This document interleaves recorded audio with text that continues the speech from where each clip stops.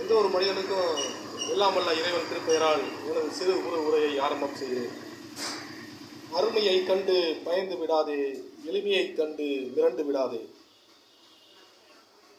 எந்த ஒரு மனிதனுக்கு எதுவும் சும்மா கிடைச்சிடக்கூடாது. சும்மா கிடைச்சிட்டா அந்த பொருளுடைய வேல்யூ அந்த மனிதனால் அறிய முடியாது. வெயிலில் நடந்து வந்தவனுக்கு தான் அந்த நிழலுடைய அருமை தெரியும். நிழலில் இருந்தவனுக்கு அந்த வெயிலுடைய அருமை தெரியாது. அதே மாதிரி தான் இதுவும். சும்மா யாருக்கு எதையும் கொடுக்கக்கூடாது. இனிமேல் கொடுத்துட்டோம்னா அதனுடைய வேல்யூ அவங்களால அறிய முடியாது.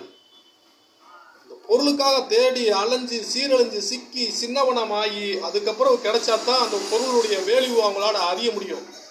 எந்த ஒரு மனிதனுக்கு எதையும் சும்மா கொடுத்துடாதீங்க. சும்மா கொடுத்துட்டா அப்புறம் நீங்கள் தான் மனநோயாளி ஆகி விடுவீங்க. அந்த இடத்துக்கு தள்ளப்பட்டுருவீங்க. இனிமேல் யாருக்கு எதுவும் சும்மா கொடுக்காதீங்க எதையும்.